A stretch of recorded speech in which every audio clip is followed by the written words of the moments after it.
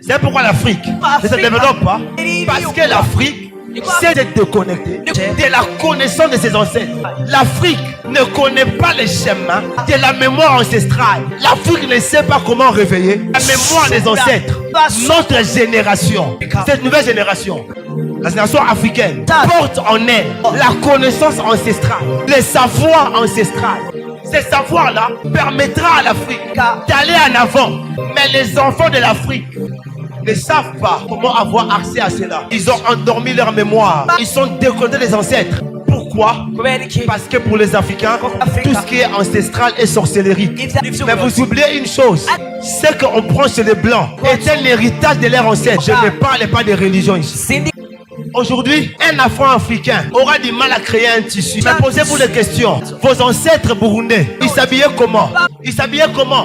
Parce que même les Voutano, ce n'est pas typiquement burundais. Les pannes au Congo, c'est du wax hollandais. Ce n'est pas congolais. Ce n'est pas africain. Ça ne veut pas dire que nos ancêtres n'avaient pas de tenues. Ils étaient forts. Ils avaient les tenues. Et leur tenue véhiculait un message. Mais pourquoi aujourd'hui nous, on a du mal et à conserver et à évoluer selon le fondement ancestral? C'est parce qu'il y a une déconnexion. Tout ce que nous connaissons ne disparaît pas forcément à notre mort. Il y a des choses que nous connaissons qui ne disparaissent pas, mais qui se transfèrent dans la prochaine génération.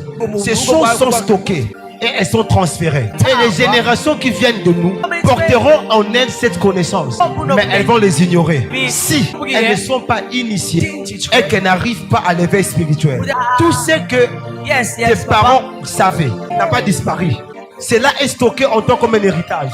Et tu peux avoir accès à ces connaissances pas en leur consultant, mais plutôt en atteignant un niveau d'éveil spirituel. C'est pourquoi il y a des gens qui rêvent de leurs ancêtres. Ils voient peut-être grand-mère, un grand-père qui est déjà mort, venir l'apprendre de choses. Ce n'est pas forcément qu'ils ont un rapport avec les morts. Non, j'ai dit ce n'est pas toujours ça. Ça peut être ça, mais ce n'est pas toujours ça. Mais parfois, c'est tout simplement une connaissance stockée dans une zone de l'esprit que les ancêtres ont possédé, qui refait surface à un moment précis de ta vie à cause de ta prédisposition mentale et spirituelle. Là, je parle des ancêtres, tout le monde me regarde. Ce prophète, on dirait qu'il commence à hanter quelque part. Oui, j'entre quelque part. Là où le pasteur n'entre pas, moi j'entre.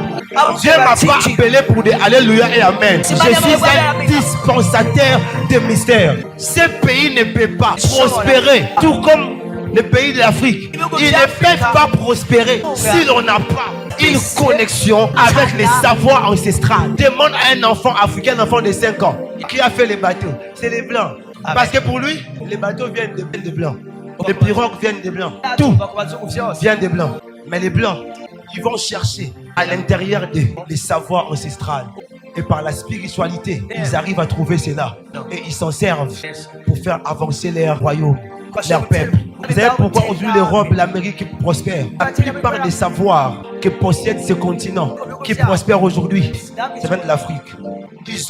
Ils ont gardé nos savoirs.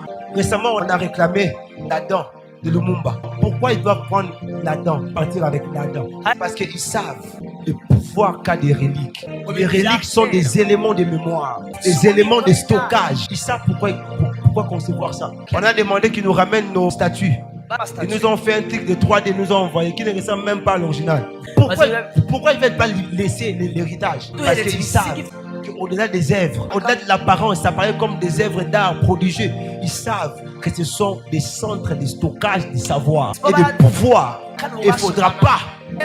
Faut pas que le christianisme soit le mouvement qui sépare les peuples noirs avec les savoirs ancestrales. Faut pas que le christianisme puisse incriminer tout ce qui vient de noir.